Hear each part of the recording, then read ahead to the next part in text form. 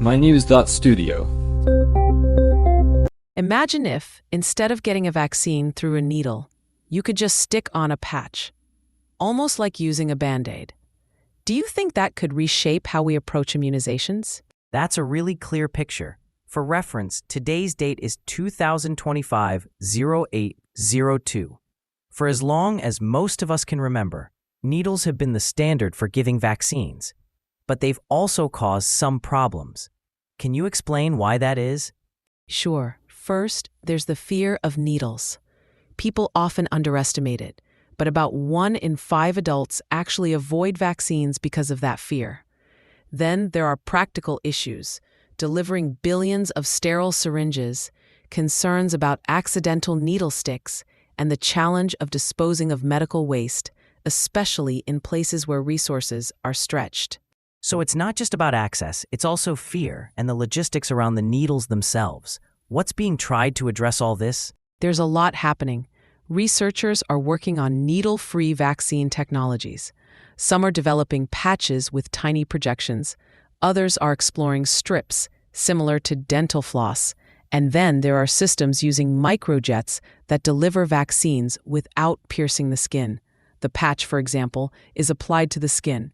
It's painless, and the microscopic projections deliver the vaccine right where it needs to go. Wait, just to check. These projections on the patch, do they actually break the skin like a needle does? No, that's the thing. They're so tiny you can't really feel them.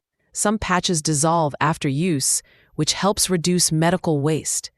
And with the microjets, the vaccine is sprayed just beneath the skin surface, so there's no puncture at all. Plus, these are designed so people can give themselves the vaccine at home. That could really make vaccines more accessible. But what about storage? Traditionally, vaccines need to be kept cold, right? That's another advantage. Many of these new formats can be stored at room temperature, so there's no need for refrigeration. This means they can be mailed directly to people, even in places that are difficult to reach and without clinics or medical staff. And clinical trials are already underway? Which diseases are they starting with?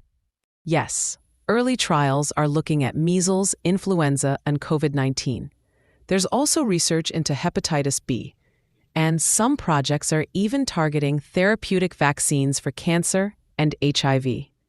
But are these new, needle-free vaccines actually as effective as the regular shots we've used for years? So far, the results look good. Early trial data shows immune responses that match or sometimes even outperform traditional injections. But of course, larger studies are still needed to confirm both safety and effectiveness across big populations. What would you say is the largest challenge right now in getting these needle-free options to the public? Manufacturing and regulation. Scaling up means building new production lines, which takes time and investment.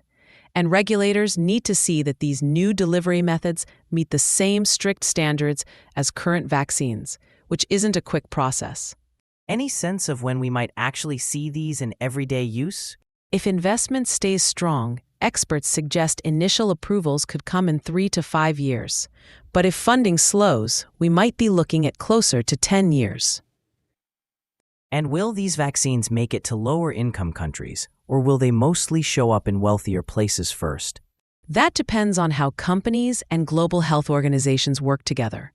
Manufacturing, distribution, and public education all come into play, and acceptance might differ depending on local culture and trust. So, if the pieces fit together, this could have a real impact. Yes, it could mean higher vaccination rates, less medical waste, fewer injuries, and better health equity worldwide. And it could make mass immunization during future outbreaks much simpler. So it's not just about making things easier. It's about reaching people who've never really been included before. Exactly. The goal is to change how we fight infectious diseases, especially for communities that are hardest to reach.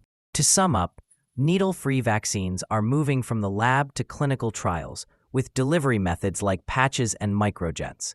If investment and collaboration continue, we could see them in about 5 years. And the difference they could make in vaccine access and health equity is significant. Thanks for joining us as we looked at the future of painless, accessible vaccines and the challenges that still need to be addressed. Thank you for listening.